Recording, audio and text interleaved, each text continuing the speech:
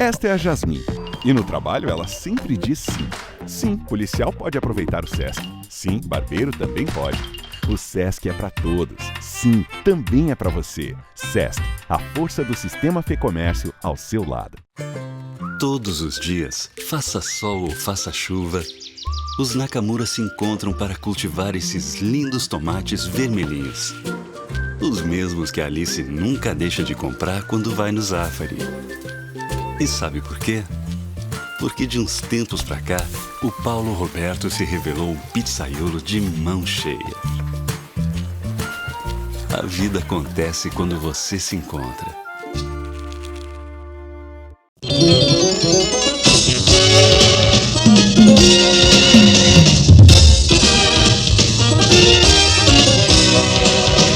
Vamos começar essa nossa resenha aí, que tem muita história. Começa lá em Canoas, vem para o Inter, campeão, vai para a Itália, seleção brasileira, Copa do Mundo.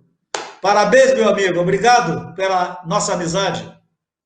Valeu, Bosco. Um grande abraço. Um abraço ao pessoal que está nos seguindo aí, que já entraram, que estão entrando aos poucos, né? Foi realmente um sonho de guri, né? Como tantos assim que tentam e infelizmente eu consegui. Quando vi, a coisa foi dando certo e o Batista pegava 2 ônibus para chegar até o treino, mas não era cansativo, não. Já era um aquecimento, um pré-aquecimento para o treino. Tu morava... Eu morava em Niterói, Canoas. E é na mesma... E é na mesma região que o Falcão morava lá? Nós morávamos na mesma rua, olha que interessante, mas o Falcão tinha vindo de um outro bairro que ficava mais perto da estrada ali, a faixa principal que passa ali por cima, né? E ele tinha vindo, se não me engano, um bairro São Luís, um bairro mais perto de Canoas, mais próximo. Sim. E ele se mudou para ali, então as amizades deles eram todas para o outro lado. E eu, ao contrário, eu morava lá no canto, no fundo de Niterói, tinha um campinho perto ali. E então eu ia para o fundão lá, que é onde tinha um campo de futebol. E o Falcão saía para ver os amigos dele para o outro lado. A gente não se conhecia, não tinha esse... A gente não jogava um contra o outro ali, né? Que a turma dele era uma e a minha era outra. Então aí não teve o conhecimento. Nós fomos conhecer no Internacional. É mesmo, né? Quem era o treinador? Era o seu Jofre, é isso? Era o Jofre. Uma vez eu fui fazer um teste lá, mas Niterói era muito longe. E Canoas, e inclusive eu fui... Mas era muito guri, né? Era muita gente, era aberto ao público, agorizado. Eu treinei 10 minutos só e voltei para Niterói desiludido, porque em 10 minutos não tem o que falar. E o sol já estava caindo, e eu era um guri franzino. Claro que aí, na época, o corpo do jogador chamava a atenção do treinador, né? Então ele botava os grandões pra lá. E eu fui ficando. Cheguei lá 2 horas da tarde, saí às 6h30. 7, por exemplo, já estava quando escureceu. Aí, em 10 minutos finais, era o seu Jofre que fazia... Era muito guri. O seu Jofre, coitado, era realmente um herói. Mas aí eu não voltei mais. Eu digo, não dá. Era uma loteria, né? Aí, depois, então... Uma vez, aí eu fui para o Cruzeiro, que o Valmor, que era o meu treinador da várzea, ele era treinador do primeiro e do segundo quadro. Então eu já me destacava ali com a gurizada, tanto que com 14 anos ele já me botava no banco do segundo e do primeiro quadro, né? Ele gostava, ele queria, e eu ia entrando e eu jogava já com os adultos. E isso aí gerou uma revolta da Belmira, né? Não, meu filho vai se machucar, porque os caras baixavam a lenha. Mas ele é que me apresentou para o Júlio Arão. Lembra do Júlio Arão? O Júlio Arão é meu padrinho de casamento, me deu um fogão de presente. É? E o Júlio Arão era o treinador aquele ano do juvenil, infanto juvenil, a gente chamava, do Cruzeiro. Porque jogava o Miguel, o Alex, o Miguel jogava, o Alex eu acho que tinha ido para o América, do Rio. Ele jogava o Aimoré. E depois o Alex jogou uns 10 anos no América, no Rio, foi titular depois, né? Mas ele, antes de ir para o América, ele fez dupla com o irmão dele, o Miguel, que era irmão gêmeo, no Aimoré. Ali eles começaram. Aí o Miguel veio para o Cruzeiro e o Alex foi para o América do Rio de Janeiro. E o Valmor, esse era muito conhecido deles. O Valmor, que foi meu treinador.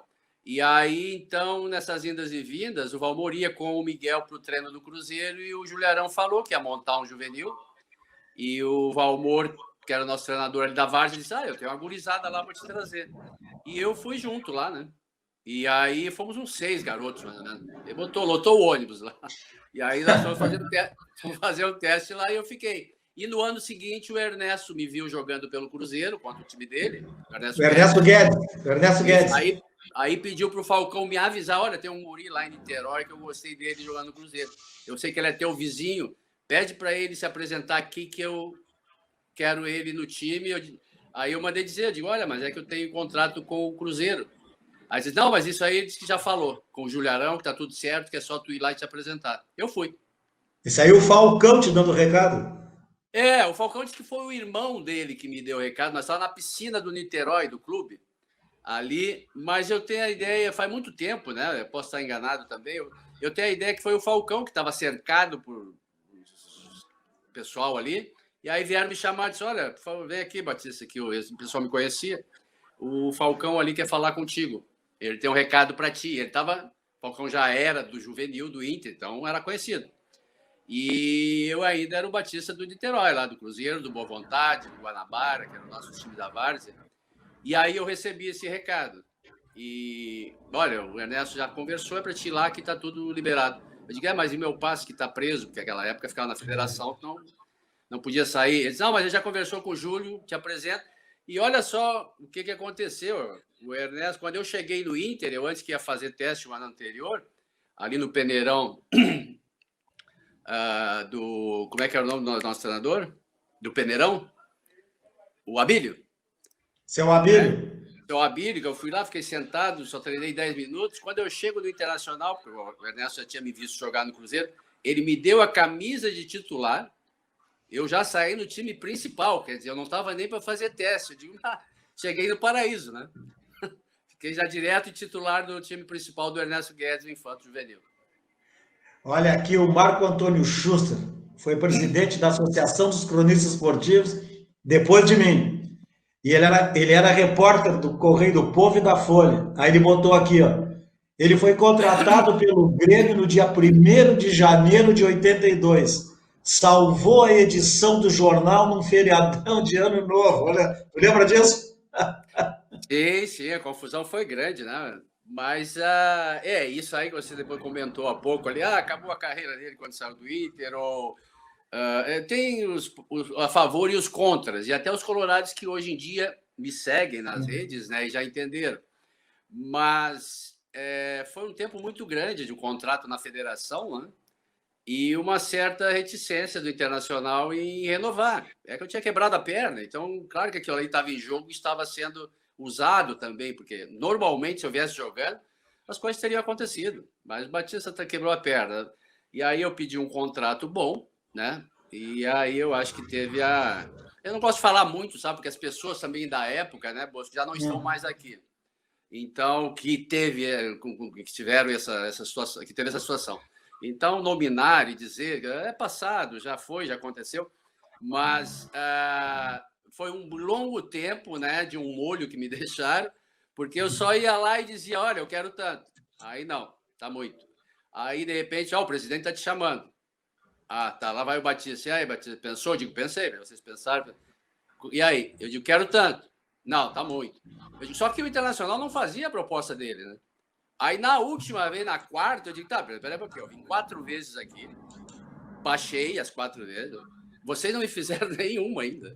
Eu não sei como que vocês pretendem. Não, mas a tua tá muito alta. Então, nós não podemos começar a fazer. Eu digo: não, mas façam de vocês, olha a minha, né? E façam a de vocês e vamos chegar a uma proximidade, né? Vamos. Não. Primeiro tu vai para casa e pensa de novo, porque tá muito alta. Aí eu digo: não, larguei. Aí eu fui pro Rio. Lembra que eu estive no Rio fazendo a Escola de Educação Física do Exército? Eu digo: não, então não vai dar. Eu senti que a coisa ali estava complicada, né? Eu 4 vezes já tinha dado a minha proposta, eu não sabia ainda o que o Inter pretendia. Aí eu digo: não quero mais reunião. Até eu me afastei para não ter esse negócio: o presidente está te chamando e o Batista não vai. Aí eu fui me recuperar na Escola de Educação Física do Exército, que eu não me lembro, eu falei com o pessoal da CBF, da CBD na época, E eles Sim. me conseguiram para mim fazer essa recuperação ali na Escola de Educação Física. Eu fiquei 20 dias, eu acho que uns 20 dias. Lá. E foi nesse meio tempo aí que aconteceu essa situação que tu falasse. Porque o passe... Eu voltei para o ano novo para passar. Porque o passe naquele tempo, né, Batista? O passe naquele tempo, quando não acertava, ia para a federação, né? Ia para a federação, já estava há 4 meses da federação. Ficou setembro, outubro, novembro e dezembro na federação. E nesse meio tempo também aí surgiu o negócio a proposta do Grêmio. Porque foi assim uma coisa que eu cheguei à conclusão que o Inter não estava interessado, ou pelo menos estava me negociando, sabe? Aquela coisa, daqui a pouco ele vai, nós chegamos aonde nós queremos. Porque uma semana antes, o Inter... Bom, eu estou falando para os filhos dos que acompanharam na época, os que acompanharam já sabem. Uma semana antes, o Internacional tinha tido as eleições e foi eleita a diretoria nova. E eu estava no Rio e telefonava para casa. Eu digo, e aí, mãe? Ligaram? Eu disse, não, meu filho, não ligou, ninguém ligou. Então, fazia uma semana que aquela direção já tinha sido eleita e ninguém me procurava. Ninguém telefonava para minha casa. Aí eu digo, pô, então tá. Aí, nesse meio tempo, aconteceu a eleição do Grêmio. E, inclusive, era um final de ano. E eu voltei para passar o final de ano com a minha mãe aqui em Porto Alegre. E foi aí que o Grêmio entrou na parada, porque o Grêmio teve a eleição no domingo e na segunda me procurou. Segunda de manhã. Então, no outro dia, no dia seguinte, aí, como eu tinha essa ideia, né, faz uma semana que o Inter foi eleito, a direção nova está lá, e não me chamaram, não vai ter acerto, né? Aí o Paulo Odoni foi na federação, presidente do Grêmio, e depositou o dinheiro, e aí, bom... Aí... Não. Aí ele chamou o Ernesto, ele falou, foi com o Sérgio Neves. Doutor Sérgio Neves. Uhum. Foi o primeiro cara que começou a ajudar os jogadores, mas como advogado, não era nem como representante. Tu que contratava ele, para ele era mais cláusulas, né? Para ver se estava tudo certo, para ele fazer a primeira contato, para não haver aquele desgaste que normalmente há nessas renovações. E o Ernesto foi quem me ligou, disse, Batista, eu acordei, a minha mãe me acordou, o telefone para ti o Ernesto, o Sérgio Neves. Aí ele disse, olha, o Grêmio quer que tu vá se encontrar com eles lá, lá no centro, no escritório de um dirigente lá. Eu digo, como assim? Tô acordando, né? O Grêmio está interessado. E diz que já é para fechar. Que já vai pensando em que eles sabem da tua proposta e eles acham que dá para fechar, dá para aceitar. E aí eu digo, tá, então, aí fomos, né? Chegamos lá, foi muito interessante, até porque na hora dá um impacto aquele, né? Jogou o tempo todo, a tua vida inteira, comecei no Internacional, e aí na hora, não, tá tudo bem, tá fechado. Aí eu digo, tá, então eu vou em casa, tenho que falar com a minha mãe, vou dar notícia para ela. Não, pega o telefone aqui. Se sair daquela porta para fora, não vale mais a nossa proposta. Acabou. Claro, porque sabia que eu saí do fora, e nisso as rádios já estavam noticiando, né? O Batista subiu, a direção do Grêmio ninguém encontra. Não sabemos onde está o Fábio Koff, não responde o telefone. O Paulo Odoni também não conseguimos encontrar, não responde. E o Batista não está em casa. Então ligaram uma coisa na outra e o pessoal lá no escritório, escutando no radinho e nós decidindo. Olha aqui, ó. Olha aí quem está te mandando um abraço, lê aí para tu ver, ó. Deixa eu ver. Esse aí. Jorge Baidec. Jorge Baidec, esse conhece. Meu parceiro do Grêmio é meu compadre também. E fomos para o Belenense juntos. Olha aqui, outro que jogou no Cruzeiro, o Dirceu, ex-goleiro do Cruzeiro. Dirceu. Tá te mandando um abraço aí. Um abraço, rapaziada. Olha aqui o Nelson Bento da Silva. Boa noite. Tive o prazer, pelo menos, treinar com o Batista dos profissionais em 74. Eu era das categorias de base. Nelson Bento. Quem mais aqui? Vamos ver. Luiz Américo Aldana. Joguei contra o Baidec igualmente pela Seleção Gaúcha de Juvenis. Olha aqui quem é que está te mandando um abraço. Olha aí. Natália Vaz Franco, um abraço, Natália. Um abraço, Valdomiro. Pessoal todo chegando, Batista. Sabe que eu fiz uma live, Batista, aqui? Com o seu Minelli, cara. Opa, seu Minelli também. Eu falei do Minelli. Com 91 anos, cara. E ele gosta de resenha. Sabe o que ele disse? que tu e o Batista brigavam, tu e o Falcão brigavam pela camisa 5. E aí eu para ele assim, mas como é que o senhor resolveu isso, seu Mirelli? Dei para o Caçapava a camisa, dizer. Não, mas eu vi eu acompanhei essa parte, eu vi da entrevista, e inclusive ali ele me colocou como eu tendo feito o contrato da camisa 5, né? Ah, foi, isso mesmo. Não, foi o Falcão que fez um contrato em que ele, como. Mas era uma reclamação do torcedor, viu, Bosco? Não é a questão de, eu quero ser um 5. Eu quero. É que o torcedor reclamava que a cada semana ou a cada mês eles tinham que ir às compras porque eu mudava de camisa. Pô, Batista, qual é a tua camisa afinal? Tu é o 5, tu é o 10, tu é o 2, tu é o 4. A gente tá sempre tendo que comprar uma diferente porque eu estava pipocando muito numa posição e na outra, né? E por isso também acredito que o Falcão tenha para se identificar como número. Então, o 5, pronto, era dele, a torcida comprava uma vez só e não precisava mais. Então, ele fez o contrato, botou, e só que o Minério falou que tinha sido eu.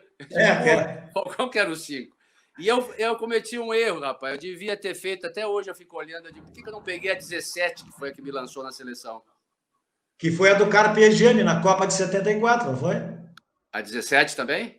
Foi na Copa de 74, Carpegiani. Eu devia ter, porque aí o torcedor era o torcedor que reclamava, não era uma vaidade minha, não. O torcedor reclamava que tinha que comprar uma camisa diferente, porque eu joguei com a 8, com a 10, com a 5, com a 4 e com a 2. E eles reclamavam que diziam, pô, não vamos mais comprar, Batista, a gente fixa numa. E eu devia ter pego a 17, rapaz, porque é bem representativa, eu digo, na seleção, inclusive, marcou bastante, né? Mas eu acho que, sei lá, na época não me ocorreu. Eu acho que também foi o seguinte, iam dizer que eu estava imitando o Cruyff, tá vendo? Ih, olha aí, guri, já cresceu as asas, o Cruyff é a 14, ele quer ser o 17. Olha lá, meu amigo Lima do Violão, Confraria do Lima, um abraço. Olha aqui quem entrou aqui, ó. Até que enfim, alguém falando isso que eu falo. Treino da base é pegue, toque, campo reduzido. Real Paulo Brito, olha só. Aí, Paulo Brito. Valeu, Paulo, um abraço. Não, é verdade, rapaz, porque a profundidade do campo é diferente do futebol de salão. E os caras trouxeram aquele toque do salão, que é porque não tem espaço para ir para frente, trouxeram para o campo. E aí o jogador ele não se interessa mais em sair correndo. Por quê? Porque vai na estatística também que teve tanto tempo de posse de bola. Mas e aí? Qual é o problema de ter a posse de bola ali no meio? Tu tem que ter a posse de bola lá dentro da área. Quer dizer, no meu tempo, as pessoas computavam era quantas vezes tu entrou na área. Quantas vezes tu atuou a gol. Hoje não, mas o time tal teve tanta posse de bola, 70%. Eu digo, mas isso não refresca nada, né? Tu sabe que eu já falei várias vezes aqui, agora o Paulo Brito levantou isso aí. Cara, no nosso tempo de repórter, no teu tempo de jogador, tinha treino coletivo, terça-feira, quinta-feira. Hoje não fazem mais treino coletivo. O treinador parava, fazia o cara bater 20 vezes o escanteio, até acertar. Fazia bater o pênalti umas 30 vezes, até acertar. Repetir jogada, então, toda hora. Aí inventaram esse campo reduzido, inventaram esse tic-tac, toca para cá, toca para lá, não tem treino coletivo nunca. Antes os treinos coletivos eram, por exemplo, o time titular contra o reserva, ou o titular contra o juvenil. Hoje não acontece mais isso. Mas é que chamam de futebol moderno, né, Bosco? Que se você disser o contrário, diz que você está ultrapassado. Isso é ultrapassado. Só que aí eu vou olhar o jogo e eu digo, ultrapassado o quê? O futebol é igual de antigamente, só que hoje tem outros nomes. Tem o cara que flutua, o centroavante flutuador. Terceiro terço. O terceiro terço do campo, que nós falávamos, na época, o centroavante flutuador, a gente dizia, meu filho, te mexe aí na frente. Então, são coisas assim que vão introduzindo no futebol e que talvez, por esses treinadores, talvez, eu não quero falar porque não dizer que eu estou falando mal da rapaziada, deixa eles trabalharem, né? Prego dentro. Mas essa coisa tem sido trazida também do futebol 7, né? Do futebol salão, hoje é... Futsal. Do futsal, que era futebol de salão na nossa época. Como não tem espaço lá na frente, é congestionado, não tem é toque para arrumar um espaço, para arrumar uma situação de... Hoje, no campo, com todo aquele espaço, os caras não vão para frente. Eles ficam toque. Porra, tem um campo enorme lá para o cara sair correndo, para te poder lançar. O ponteiro já não vai, na época era ponteiro, mas o ala, o centroavante, ele não se mexe lá na frente para abrir. Ele vem buscar porque ele quer participar do toque, mas a bola não chega nele, né? O que acontece? Volta os atacantes, tudo para fazer a rodinha aquela. E aí tu olha para lá, não tem ninguém para dar bola. Olha o Jefferson Mansur aqui. Como foram os confrontos? Roma do Falcão, Lázio do Batista. Vocês chegaram a jogar contra lá? Sim. Nós tivemos... fiquei 3 anos lá, nós tivemos 4 ou 5 clássicos. Não, porque depois, no ano seguinte, a gente foi para a Série B. O nosso time... foi um erro de avaliação, ou talvez falta de dinheiro mesmo, porque só contratou o Batista e queria que o time da segunda, que vem para a primeira, tem que fazer contratações novas. Eles mantiveram todo o time da segunda e só teriam como contratação. Então, o time era um time de segunda divisão. Aí nós, no primeiro ano, nos salvamos. No segundo ano, a gente não conseguiu, aí descemos. Mas tivemos 4 clássicos. Mas a Roma era muito forte, né? A Roma tinha 5 jogadores da seleção italiana. Pruso, Ancelotti, o Conte, Bruno Conte, o Falcão da seleção brasileira. Aí depois, para completar, vieram buscar o Cerezo também. Aí me ferraram. Olha aqui, ó. Era muita gente boa. Tá aqui o Arinho, filho do Ário Figueiró. Boa noite. Olha só que depoimento do Batista sobre o Cláudio Coutinho. Show. Coisa dos bastidores do futebol. Tu chegaste a trabalhar com o Pedro Ário Figueiró, não? Com o Figueiró, não. Acho que não cheguei a ser mais claro, que era da época que a gente, né, ouvia falar. Olha aqui, ó. Mas eu não fui treinador do Inter na época. O Luiz Américo Batista, lembra do Tadeu Bauru? Jogaram juntos? Claro. Sim, Tadeu é uma figuraça, gente finíssima, bicho. Gostava, era aquele cara que deixava o ambiente leve, sabe? Gostava de brincar, de fazer brincadeiras para já entrava rindo, né? Sabe aquelas pessoas que têm isso no DNA? É muito legal. Eu tentei, mas nunca consegui. Tu fosse um volante maravilhoso e entrou conosco agora aqui. Eu fico muito contente porque ele foi titular como volante do Inter em 84, 85, e daqui a pouco ele, por esse nome tu não vai saber, é o Marquinhos. O cara resolveu largar tudo e estudar medicina, cara. Hoje o cara é um urologista famoso em São Paulo, cara. Então. Eu fiz uma live com ele aqui, ele contou toda a história dele aqui. Não, ele veio de Passo Fundo, junto com o Leocir da Lastra. E o Marquinhos... Era o sonho da minha mãe, que eu fosse médico, mas levava jeito. Aí o Marquinhos jogou no Inter 2 ou 3 temporadas como titular, depois rodou, e ele disse, não, vou estudar. Marquinhos, grande abraço aí em São Paulo, Marquinhos. Vamos ver aqui. O Darcy. Batista foi autor de um dos gols mais importantes da era Beira-Rio. O Inter perdia de 1-0 para o Galo Mineiro, semifinal do Brasileiro 76. Batista empata com uma bomba de fora da área no ângulo do goleiro Ortiz. E depois Falcão faz aquele gol antológico. Alô, Darcy! E aí, Batista? Rapaz, foi ali que me lançou realmente para o grande conhecimento do torcedor, né? Porque até então eu entrava, saía, porque eu comecei a seleção amadora, que me ajudou depois na seleção profissional. Por isso que eu disse que o Coutinho bancou a minha convocação, porque eu não era esperado, tinha outros jogadores na minha frente ainda, com mais, né, cacife, mais tempo da seleção até. Eu fui a primeira convocação para profissional, mas eu fui a Cannes em 74, eu fui Pan-Americano em 75, no México. E eu fui depois de Olimpíada 76, que era o Cláudio Coutinho, o treinador nas Olimpíadas. E isso aí, então, 74, 75, 76, me favoreceu muito para a seleção principal. Mas no Inter, eu, como estava sempre fora, né, eu perdi a carroça, né? Porque quando eu voltei uma vez da seleção olímpica, até eu achei, digo, bom, agora desenvolve. O Falcão, o Caçapava tinha viajado no meu lugar para uma excursão à Europa, eles ficaram uns 40 dias, e estourou. Aí, quando eu voltei, tinha mais o Caçapava como volante Tinha mais um, além de Falcão, Carpegiani, Borjão, tinha muita gente ali, o Jair, o Escurinho, mas na minha ali, né, era uma coisa que estava dando sopa porque o Tovar tinha sido vendido para mim subir. O Tovar tinha ido para o Sport Recife. E eu, nesse meio tempo, aí fui convocado para a seleção olímpica, chamaram o Caçapava para ir nessa viagem, no meu lugar. E o Caçapava arrebentou. Quando eu voltei, enfrentei de novo. E aí surgiu esse jogo, que eu entrava, saía. E esse jogo contra o Atlético Mineiro foi um jogo que o Minelli me botou eu saí jogando como titular. Até então eu não era. E aí fiz esse gol, joguei a final contra o Corinthians e fomos campeões de 76. Agora que eu lembrei você falando disso. Só que a minha foto não tá nessa escalação. Rapaz, falar em foto... Se tu procurar lá os campeões Olha de aqui. 76, se tu procurar lá os campeões de 76, os caras vão dizer, mas cadê aquele cara que fez o gol da semifinal e fez a falta que o Valdomiro bateu contra o Corinthians, né? Sofreu a falta do Russo. Aí tu me procura na foto ali e me sacaram. Eu tô fora da foto do título. Pois é, mas aí já é a segunda história de foto. O Claudião e o Valdomiro contaram aqui?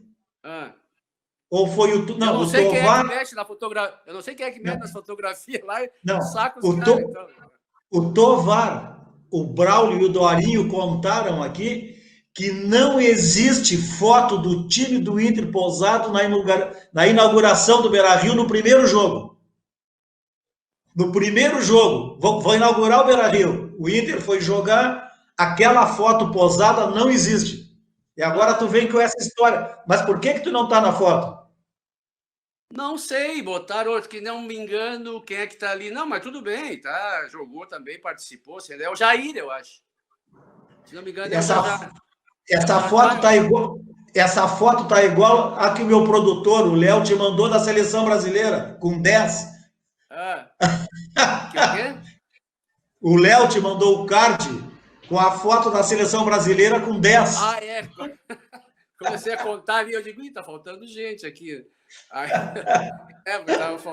tinha sacado o lateral direito, era o Nelinho. Olha aqui, ó. Olha o Melo do Arquibancada Colorada, do blog. O Batista foi um dos raros jogadores do Inter que tinha torcida organizada na época, né? Batista Pulmão. É o nome das minhas redes hoje em dia, Batista Pulmão. Instagram, Facebook, Twitter, Batista Pulmão. Botei homenagem a torcida que na época me homenageou e que depois ficaram muito tristes, né? Me procuravam, o que nós vamos fazer agora, Batista, com a nossa torcida? Eu digo, olha, tinha que ter dado um sufoco lá na presidência do clube, quando eu estava com o meu contrato para assinar, porque ninguém se mexia, eu tinha que resolver minha vida, né? Aí eles reclamaram muito na época, eu lembro que eles iam me visitar, me esperavam na saída do Estádio Olímpico. E aí parava o meu carro, tipo, Batista, por quê? Não sei o que, isso, e agora o que nós vamos fazer com a nossa torcida? Eu digo, foi uma coisa muito, muito marcante na época, viu, Bosco? Porque, olha, tem uma torcida com o teu nome, né? Verdade. Essa situação assim, Batista Pulmão, foi marcante, tanto que agora eu trouxe para minhas redes. Olha aqui o meu amigo, Paulinho Amendoim. Oi, meu bruxo, tive o prazer de jogar com ele no Cruzeiro. O Amendoim, gente fina, Amendoim. Amendoim, um abraço. A época do Cruzeirinho foi muito legal, mano. Essa época é muito boa. Eu tô achando estranho que não entrou o Silvão aqui, cara. O zagueiro. Silvão te acompanha, não. Todo dia, a esposa dele já entrou aqui, a Jussara. O Silvão gosta de uma resenha, ele agora é o presidente, chamam ele de presidente, no futevôlei. Ele tá em todas as quadras de futevôlei. Cara, hoje Silvão também é muito contador de história, gosta de uma história. Né? Bah, Silvão, brincadeira. É uma enciclopédia. Bom, daqui a pouco nós temos seleção brasileira, cara. Pô, tu jogasse nas seleções com grandes jogadores, cara. Pô, hoje, antes a gente dizia assim, o Fluminense tem o Rivelino, o Inter tem o Falcão, tem o Batista, tem o Jair, tem Valdomiro, tá aí o Flamengo, tem o Zico, tem o Júnior.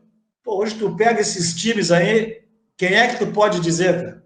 Mas o Bosco é da situação que nosso futebol ficou. A gente vende, né? Os caras, os melhores, o garoto já não é mais. Porque era outra época. Tu até comentaste isso quando eu comecei do meu início. O jogador era feito no clube para ganhar título. Hoje o jogador é feito para ganhar dinheiro, para vender. Quer dizer, o cara tem 22, 23 anos, então pensa, esse guri vai ser campeão, nós vamos criar ele para ser campeão. Não, nós vamos criar ele para vender para o Barcelona, para vender para o Atlético de Madrid. E aí não tem como tu fazer um futebol de primeira linha, como era na época, né? Os melhores estavam aqui dentro. E você, cada jogo era um clássico, era daquilo de lotar o estádio. Agora, hoje, o que eu vejo também é isso, muita gente pedindo, né? Porque o time não ataca, porque... O jogador de velocidade, se destaca, vai embora. O jogador do drible, se te destaca, vai embora. E aí eu acho que a minha visão da coisa, né, das coisas, é essa troca de treinador constante, porque treinador não ensina ninguém a jogar bola. E os caras acham que trazendo um treinador a coisa vai melhorar. Vai ficar diferente. Não, se o jogador não tem característica para aquilo, ele não vai saber fazer aquilo. Ele recebe, eu sempre digo, e quando me perguntam, ele recebe uma missão dentro de campo. O treinador, ele te organiza o time. Eu quero que jogue aqui, protege isso, protege aquilo. Fulano, tu vai subir, Batista, é contigo aqui atrás. Por isso que as pessoas dizem, Batista, tu tem que atacar. Mas tu não sabe a determinação que eu recebi, que o treinador pediu para mim. O que tu quer que eu faça lá dentro da área? Se o homem me deu a confiança de eu proteger os laterais. Aí eu vou para lá, tomo a bola nas costas, Batista, o que tá fazendo aí na frente? Então, são coisas que o pessoal de fora imaginam, um futebol diferente, né? Mas que isso é parte do treinador e da estratégia de jogo da gente. Então, essa estratégia de jogo tem que ser seguida. Mas é uma estratégia de jogo e não ensinar o jogador a fazer determinada coisa. Se ele tem a característica para aquilo, ele vai fazer. Se ele não tem, treinador nenhum vai conseguir que ele faça. Porque não é dele aquilo ali. Ele não tem velocidade, não vai ser veloz. Ele não é driblador, ele não vai conseguir passar pelo adversário. Então vai ficar, Bosco, isso aí, ó. Toque, toque, toque, toque, toque. Perdeu a bola. Sufoco, sufoco, sufoco. Pegou a bola. Toque, toque, posse de bola. Como dizem hoje, avança as linhas. Avança as linhas. Mas como é que vai avançar as linhas? Está todo mundo aqui atrás. Antes era sufoco, né? Marca no sufoco lá. No sufoco, e agora avança as linhas, tem razão, é verdade. Mudou também. Olha aqui, isso, ó. mas que quer dizer a mesma coisa. O Sérgio Alves fez uma pergunta interessante. Ele quer saber o que tu acha do Kudê ter escalado 2 volantes. E eu vou fazer essa pergunta, porque nós conversamos uma vez, eu e tu. E depois, uma vez, encontrei o Falcão, e o Falcão me disse a mesma coisa que tu me dissesse. Nós falando... Tem o futebol jogado, prático, né? E aquele da fantasia, que se botar... Porque vocês falavam assim, ó, tu me dissesse o Falcão depois, puxa, no nosso tempo, eu, volante, cobria a zaga, cobria os laterais, marcava o 8, ainda saía para fazer gol. Hoje eles botam 3 para fazer o que a gente faz sozinho, que é mais ou menos a pergunta que ele está fazendo aqui, né? E aí é que entra aquele negócio que eu digo de características, né, Bosco? Eu, por exemplo, quando jogava na Várzea, eu era meia-direita. Então eu tinha uma visão também de ataque.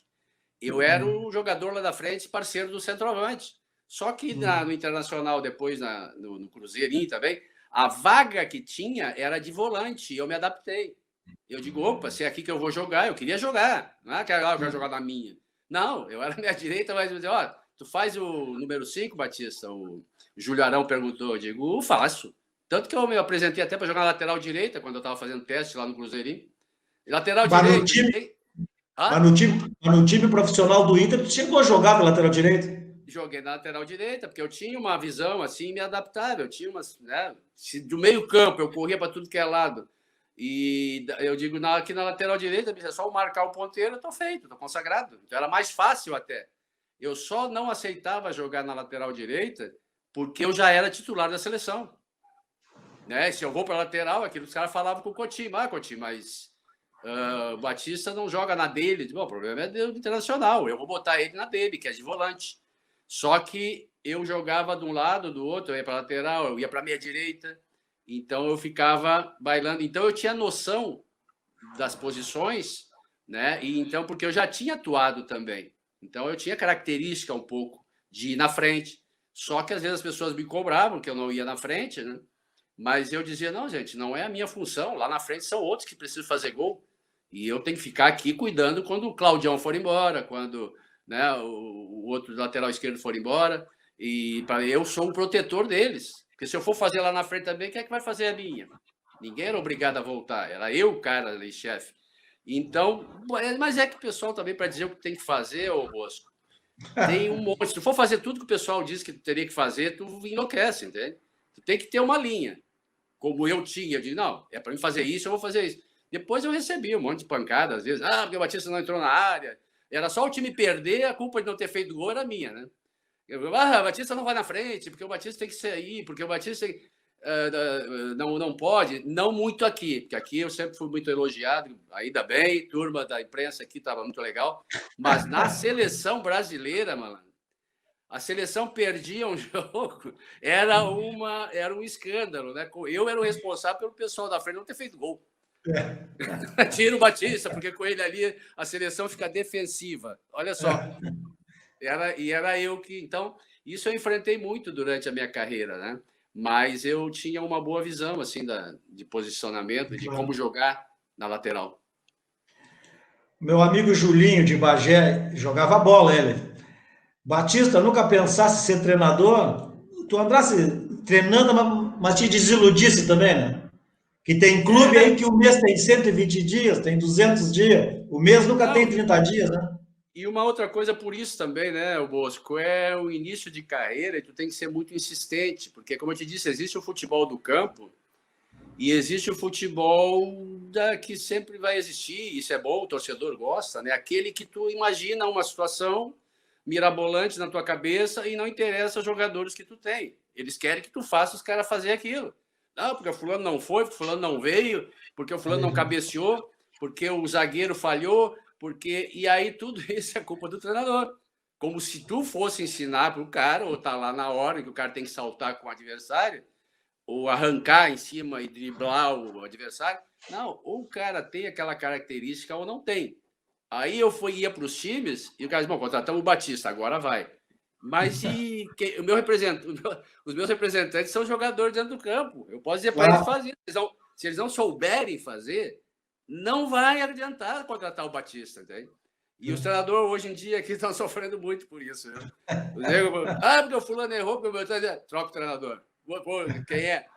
E aí é uma incoerência isso, viu, Bosco? Porque eu fico pensando, pois se o cara fez isso tão bem naquele time lá, né? Aí contrata ele para fazer aqui. Por que ele não está fazendo aqui nesse aqui, se ele sabe como... Não, é que o treinador não ensina. O treinador não faz o jogador jogar bola. Ele usa o material que tem. E se o cara não souber fazer, o treinador vai embora. E aí eu desisti. Porque era eu burro, né? Batista, que é burro. Como o Levir Culpe diz. O Levir Culpe que diz, eu sou um burro com sorte. E aí tu fica todo mundo vendo lá, tu chamar de burro, e o torcedor vai muito, claro, por essas discussões extra-campo, depois do debate do time dentro do campo, né?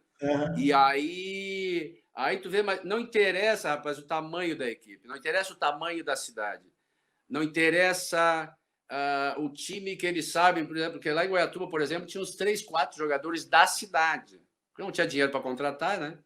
E eu fui para Goiatuba. E aí eu busquei 2 ou 3 que já tinham jogado comigo no São Luís de Juí, dei o nome para eles, um foi.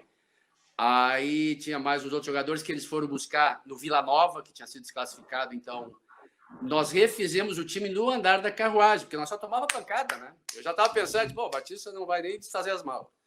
Mas aí 2, 3 jogos, o campeonato da principal lá de Goiás, eles foram desclassificados, algumas equipes boas, e aí eles buscaram 3, 4 reforços. Aí o time andou. Aí teve, né, renasceu o time, mas no início era pancada. Quando deu uma reforçada, nós conseguimos, inclusive naquele ano, classificar. O time do Ernesto Guedes, que era o craque, ficou em primeiro da segunda divisão, e o Goiatuba, que era que eu treinava, em segundo. Então, subiu os 2 primeiros. Mas mesmo assim, os caras me sentavam o pau. Nós estávamos 10, 11 jogos invictos. Empatava um jogo dentro de casa, era eu. O treinador fez isso, eu falei, gente, nós estamos invictos há 11 jogos, estamos em segundo lugar, mas estava ruim, eles queriam era sentar, eu não sei, o Batista Batista era uma boa caixa de ressonância, né? E isso aí é uma coisa do futebol, que às vezes o que o time não faz dentro do campo, a culpa total é do treinador. Não, gente, não é. Eu digo, o treinador não ensina ninguém a jogar bola, ele te dá uma missão. Batista, eu às vezes estou vendo o jogo com a minha esposa aqui, daqui a pouco o cara ou erra o pênalti, ou erra o gol, e aí eu digo para ela, depois do jogo vou dizer que o treinador é o culpado. E o treinador, ele escolhe os jogadores, né? E se ele tem alguém que possa fazer aquilo, agora se ele não tem, ele olha para o banco, e às vezes tem essa situação, não pode deixar um jogador bom no banco, entende? Mas se tu não tem opção e aquele que está dentro do campo é o que tu tem de melhor, mas claro, às vezes troca até pelo cansaço, né? Ou dá uma satisfação, mas às vezes tu não tem jogador para botar. Eu vejo isso assim de fora, estou vendo o treinador, estão sofrendo muito isso aqui. Nós somos vendedores de craques, mas a cobrança é que os times joguem um futebol de primeira linha. Não vai acontecer, porque se os melhores vão embora para a Europa, né? Dá um abraço aqui lá para Curitiba, meu amigo Gilson Passos, aqui da Terça Pobre de Geraldo Santana. Olha aqui, a Elisa Vendrame. Quer tomar um vinho bom? Vai na loja dela aí, ó. Fica ali pertinho do antigo campo do Força e Luz. Ali, vamos ver quem mais aqui. Quem mais? Vamos ver, o Ricardo fez um textão aqui, vamos tentar. Vamos embora, deixa eu ver se eu consigo ler junto aqui. Talvez o Batista não lembre, em 78 eu fazia parte do curso pré-vestibular Mauá e fizemos um evento no Gigantinho, jogo de futebol de salão, alguns jogadores do Inter com professores do cursinho. O goleiro do time dos professores foi o falecido Edson de Oliveira, até o Roberto Gigante participou. Eu acho que eu lembro desse evento, sim. Eu acho que eu lembro desse evento. É muito Carlos Martins. Detalhes eu não vou lembrar. Carlos Martins, será que valeu a pena trocar o Inter pelo Grêmio? Essa briga vai ser eterna. Isso aí. Não, eu tive uma boa recepção também do Grêmio, né? Mas isso é briga de torcida. Os torcedores internacional ficaram bravos, ficaram revoltados. Mas é a vida que segue porque, como eu disse, teve uma displicência, foi um pouco displicente a direção do Inter, achando que por eu não estar jogando, as outras times não iriam me contratar. Mas vem cá, que ninguém iria arriscar, entende? Mas quantos jogadores jogaram nos dois times? O Inter buscou o Bonamigo, o Casimiro, o Paulo César Magalhães, o Volmir, o Lima jogou nos dois times. Puxa, pelo amor de Deus. Mas se não me engano, mas eu acho o seguinte, Boas, que eu fui o primeiro, entende?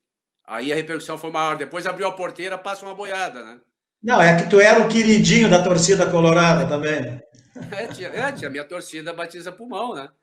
Mas aí é uma briga ferrenha. Tu imagina, a minha filha do dia estava me contando essa história. Diz, pai, tu sabe o que é para uma criança? A filha Bruna, né? Eu tenho a Bruna e a Cláudia. Sim. E a Bruna diz, tu sabe o que é para uma criança? As pessoas chegavam, elas não têm noção. Eu tinha 8, 9 anos, 10 anos, né? Elas chegavam para mim e diziam, a carreira do teu pai acabou quando ele saiu do Inter. Com uma raiva, eu digo, o que tem que ver com... Ela disse, eu pensava, o que eu tenho que ver com isso, né? Porque o torcedor, ele é muito assim, né? Ele é, às vezes, até agressivo, e tu vê com uma criança, né? E tu vê que gente adulta que chegava para ela, porque o teu pai, depois que saiu do Inter, a carreira dele acabou. Aí eu disse para ela, filha, depois que o pai saiu do Inter, ele ganhou mais uma bola de prata. Claro. Que foi a do Grêmio. Eu ganhei uma no Inter e uma no Grêmio, né? Mas aquela coisa também que tinha na época muito, hoje em dia passou, Bosco, felizmente, né? Mas ainda tem, eu ainda recebo umas reclamações, mas recebo um apoio também de incentivo. Porque olha quem entenderam que... Batista, 4 meses sem contrato, realmente, tu tinha razão. Né? Olha quem mandou um abraço aí, o vice-presidente da Federação Gaúcha de Futebol, Dalprá. Grande Dalprá, grande presidente do Ipiranga de Erechim. Treinador não tem essa importância toda, é isso aí que tu está falando. Porque... Não, ele não tem essa culpa toda, porque o treinador é importante. Eu não estou tirando a importância dos treinadores, sabe? Ele agrega, ele aglutina, ele visualiza uma melhor situação de dentro do campo, de aplicação dos jogadores, né? Ele escolhe também o jogador para botar ali, mas se ele não tem, coitado, vai escolher quem? Ele vai escolher o que tem. Ele vai escolher o que tiver. O que é isso? E é que tem um amigo meu dizendo que eu tomo vinho na caneca. Aí eu estou mostrando para ele que eu tomo mesmo. Não, mas eu quero dizer o seguinte, Bosco, que o treinador é importante, sim. Porque, olha, comandar um grupo de 20, 22, 24, 30 jogadores, às vezes, como é, você tem que ter uma capacidade enorme de que os jogadores, sabe, tenham um objetivo e fiquem ligados naquele objetivo. Isso é responsável do treinador, isso é da sua comissão técnica, de manter os jogadores focados no trabalho e no que ele está pretendendo fazer. Isso é parte isso faz parte, é o trabalho do treinador, principalmente. Né? Porque senão o jogador começa a jogar contra, o treinador não entende nada, já começa a ter uns bolinhos. E então essa comissão técnica e o treinador são importantes nesse ponto. E escolher os melhores, né? Quando ele tem, não deixar o craque no banco. Aí, senão, realmente é burrice. Tem muitas perguntas aqui, mas eu estou encerrando já. Nós estamos conversando há 1h07, para o pessoal ficar com gostinho de quero mais. Uma pergunta que tá todo mundo fazendo aqui. Os gremistas querem saber o que tu acha desse meio-campo do Grêmio, que às vezes chega a ter 3 volantes, que eles acham, né? E os do Colorado querem saber o seguinte: essa questão do Cudê, que não coloca o Moledo, e aí mexe mal. O que tu tá vendo isso aí? No Grêmio primeiro, meio-campo. Vamos meio-campo do Grêmio primeiro.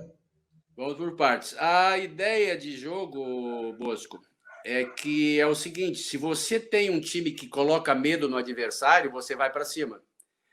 Mas se você tem um time também que quando chega lá na frente não faz, não amedronta, não deixa o adversário vem para cima de ti porque ele vê que o time não tem essa força ofensiva. Então ele se torna ofensivo, ele se torna perigoso para você. E aí o treinador tem que o quê? Optar por não perder o jogo, porque ele não tem jogadores para sair jogando para ganhar o jogo. Porque uma coisa é você querer, uma coisa é você objetivar, tem que jogar para o ataque. Sim, mas e se eu boto esses jogadores lá e eles não atacam, eles não entram na área, eles não chutam a gol, não tem característica para isso? Então, o que ele faz? Ele aglomera, ele tenta, então, não perder e, numa eventualidade, né, do jogo, ganhar o jogo. Mas não que ele tenha poder ofensivo para jogar para frente. Por quê? Porque os jogadores que ele bota e testa e vai. Só que os caras não amedrontam, os caras não botam dificuldade no time adversário. E com isso o adversário cresce. Quando você encontra um time mais fraco, aquilo aparece, porque você ataca de qualquer jeito, o time é ruim, você entra na área dele toda hora. Mas quando as forças se equilibram, você precisa do craque, do driblador, do velocista, que é uma coisa que o Grêmio tinha e perdeu. Ou vendeu, melhor, não perdeu. Né? Que era o Everton, que era o cara que fazia a diferença. Isso aí chama a atenção de 2, 3 lá na defesa. O treinador adversário já diz, olha, aquele guri ali, um marca e o outro já fica na sobra. E o outro, atenção, porque ele pode passar pelos dois. Então, o adversário já fica... Agora, se você não tem ele, o treinador, quando vai, diz, olha, o cara que eles tinham, eles venderam, então vamos para cima deles. E aí, os caras, para quem tu dá a bola, não faz mais aquele trabalho que o Everton fazia. Que agora está despontando muito bem aí o PP, né? Que é um jogador também que chama bastante atenção e tem essa característica também, mas está crescendo. Então, eu vejo as pessoas que mas perdeu a velocidade, Claro, se tu vendeu o cara que era veloz, tu vai perder a velocidade. Antes a briga e a discussão era porque o Grêmio tinha perdido o toque de bola no meio-campo, que era uma arma muito grande claro, mas depois tinha também jogadores velozes na frente, que tu era toque, mas tinha velocidade na frente. Aí venderam os jogadores que sabiam fazer esse tipo de jogo. Foi lá para o Barcelona, o volante. O Arthur, que era um regista ali, né? que ele ia, buscava, tocava, trazia, ia aproximava. Aí tu vende esse cara, foi embora. Se tu pudesse fazer outro igual, aí seria uma beleza, só chama o treinador lá que ele vai implantar um ali. Mas não, tu vai deixando esses jogadores irem embora dessa característica, depois não dá para te ficar cobrando que o time tem que jogar igual, tu tem que inventar uma outra maneira de jogar. E aí é no pega, e bola para lá e vamos ver, daqui um pouco talvez a gente dê sorte e ganhe o jogo. Por quê? Porque o que conta dentro do campo é a característica do jogador. Mais uma vez, posso dizer, o treinador não ensina jogador a jogar bola. Ele dá uma missão e o cara vai lá executar.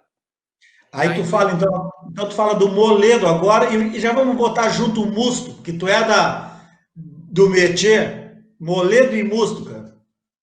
Moledo e Musto. O Moledo realmente vinha bem, é um jogador forte. Esse jogador eu acho importante, interessante dentro da área para essas bolas de cruzamento e de força. Tu tem que ter um jogador que se imponha, né? E saiba jogar com os braços. E eu acho que o jogador é importante, mas o Koundé tem essa característica, ele diz que é um jogador que saiba jogar. Eu já não concordo muito, entende? Mas é uma filosofia de trabalho dele. Eu acho que o zagueiro ali tem que saber tirar a bola dali de dentro. Porque senão é justamente isso, né? O futebol toque, agora joga com o goleiro. O goleiro, na minha época, tinha que defender. O goleiro agora tem que saber jogar com os pés também. Tá bom, se souber, melhor. Se souber, melhor. Mas se não souber, o Manguita jogava com a mão só. O Manguita jogava com a mão só. O Manga, se fosse pedir ele para jogar com os pés, o Manguita ia dizer, não, isso não é minha função. Entende? Mas defendia que era um maluco, né? Era muito bom embaixo do... Então, essas coisas, assim, esses detalhezinhos mudaram um pouco, mas eu concordo que eu acho que o Moledo merecia, de repente, dar uma... Porque a confiança também no jogador de futebol é tudo. Não pode tirar a confiança desse jogador, né? E aí, se não ter confiança do treinador, ele entra sempre tendo que arrebentar, porque senão vai sair do time. E o Musto? Eu acho ele um bom zagueiro. E o Musto é um jogador que, para te fazer um jogo todo mundo pertinho, ele até tem um bom posicionamento, mas para defesa que joga compacta, que joga próximo, que tem altura, inclusive, para ficar dentro da área. Mas ele não é um jogador rápido, ele não é um jogador de combate, ele já vai no adversário com o braço, com a perna, ele já vai fazer a falta. Por quê? Porque ele sabe que ele não tem o recurso da rapidez. Se o cara passar por ele não pega. E ele sabe dessa deficiência dele. Então, o que ele faz? Ele já vai no meio do cara. E ali faz muita falta perto da área. Por quê? Porque é muito espaço para ele cobrir. Sabe? O cara joga do lado, joga na frente, ele não tem velocidade e rapidez. E ele sabe disso. Então, o que ele faz? O cara toca a bola, ele falta. Toca a bola, falta. Ou com o braço. Né? Ou dá uma abraçada. E aí, do jeito que o Internacional joga, querendo atacar, principalmente quando é no Beira-Rio, é muita dificuldade. Ele é um jogador pesado. Agora, é um jogador de confiança do treinador. Em algum momento do futebol, com o Koundé, ele foi bem. Mas aqui no Inter, eu acho que é a falha que eu vejo nele, assim, a falta que ele tem de rapidez, que ali no meio é muito importante isso, que é um dando a bola para o outro e tu tem que te movimentar com muita rapidez para não ser envolvido. E ele sabe que não consegue fazer e aí faz muita falta. É um jogador lento. Por isso que quando ele está sozinho ali no meio, ele fica meio perdido. Ele é um jogador para ficar postado e ter dois, um de cada lado, para quando ele ir na bola, aquela que sobra desses outros marcadores, né? Ele, como marcador, eu acho falta essa característica dele. Tá bom, então dá mais um abraço para o Paulo Brito, que está nos assistindo. Paulo Jairo, um abraço para o meu parceiro. Aí de vez em quando o pessoal aí me cobra. Ô, Batista, e aquela dupla lá, hein, ô Batista? Então, assim, aí o Batista é do Brito, aí que às vezes sai nas redes aí, eu digo, agora o tempo passa. Dá um abraço também para um dos grandes homens das imagens, o cinegrafista, repórter cinematográfico, Jairo Cristóforo, colega. Grande abraço aí, pessoal. Batista, grande abraço. Obrigado. Uma resenha maravilhosa, dezenas e dezenas de comentários, todos te elogiando. O Paulo Brito querendo que tu volte a comentar. Pô, e ele tem uma empresa agora, ele tem que te contratar, né? Pois é, estamos abertos a propostas, né? Mas aí temos que... Mas não é... O problema é o seguinte também, eu tô com esse negócio da Covid, né? Eu estou muito recluso em casa, né? Porque Nós estamos velhinho, né? Nós estamos com 65. 65, mas eu tô guri aí, na cabeça de 25, eu não cresço. Eu digo que tá errado essa coisa, e a carcaça desmancha e a cabeça fica querendo, né? Porque a gente não envelhece aqui, tu sabia, né, meu? A gente só se dá conta quando olha no espelho, de roupa. Caiu o nosso cabelo, né, Batista? E já não é mais o mesmo, Batista, não adianta. Tu sabe que eu, quando jovem, tinha o cabelo que nem o teu, todo encaracolado. Olha aí, ó. E beleza, saudade, bons tempos. Mas eu digo com essa Covid, o Brito, nós já conversamos algumas vezes, ele até me convidou para fazer uns jogos aí, mas eu tenho também o problema que a minha mulher tem uma doença que é muito complicada se ela pegar, então eu não posso nem arriscar, né, a sair. Sim. Aí, eu sei que a tua esposa tem problema de saúde. Pela saúde dela, entende? Então eu procuro, estou recluso mesmo, só vou ao super na corrida e venho para casa. Essa vacina que não sai nunca. Olha aqui, ó. O Paulo Brito dizendo, eu convido sempre. Não é convidar, Paulo Brito, tem que pagar. Exato. Paga um pouquinho. Ele vem com o assunto errado. Feito! Que feito nada, tem que pagar, Paulo Brito. Bota um pouquinho aí. Tem que passar essa situação também. Enquanto não vier a vacina, vai estar todo mundo arriscado. E o médico falou, olha, Batista, ela é complicado pela doença dela, né? Mas tu até foi atleta, né? Mas mesmo assim eu não confio muito, cara. Estou com 60. Tá certo. Tá certo. Mas então eu não estou me expondo muito nessa situação. Mas depois, aí na volta, vacina até o final do ano, no início do ano, tomara que saia. Quem sabe voltamos aí a fazer jogos juntos aí, Brito. Cara, beijo no teu coração, na tua família, saúde. Muito obrigado por tudo. Quero dar um abraço aqui no meu amigo Souza, da Imperadores do Samba, que entrou agora também, eu vi aqui. Dezenas e dezenas de comentários. Cara, muito obrigado. Valeu. Sucesso para ti. E vamos ver se a seleção ganha daqui a pouco aí. Que vai pegar uma barbadinha. Pois é, a seleção também, né? Mas perdeu um pouco dessa aproximação com o torcedor, eu acho isso uma pena, mas o profissionalismo é isso, não adianta você ficar pensando em como era, como foi, porque quando a seleção estava mais próxima do torcedor, a gente vivia e vibrava mais, né? E agora os jogadores vêm cada um de cada lado, se encontra, então não tem o mesmo glamour que existia, mas são os tempos, né? E temos que se adaptar. Vamos lá. Valeu, irmão. Foi um prazer também.